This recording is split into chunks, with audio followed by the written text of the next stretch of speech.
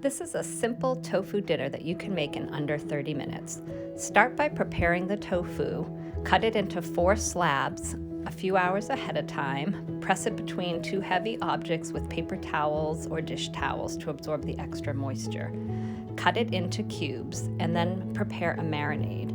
I like putting the tofu blocks into a plastic bag and then dumping the marinade in. I made this marinade out of lime juice, tamari, ginger, garlic, and a little maple syrup.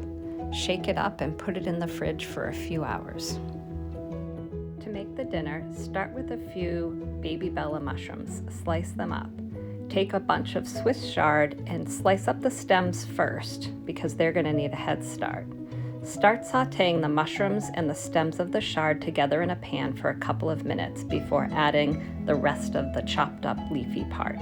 Saute for about 3 to 5 minutes in total, and this Swiss chard will be delicious. Push it over to half the pan and saute the tofu in the other half of the pan. Plate by starting with a whole grain like quinoa. Put your Swiss chard and tofu on top, and you have a satisfying full vegan dinner.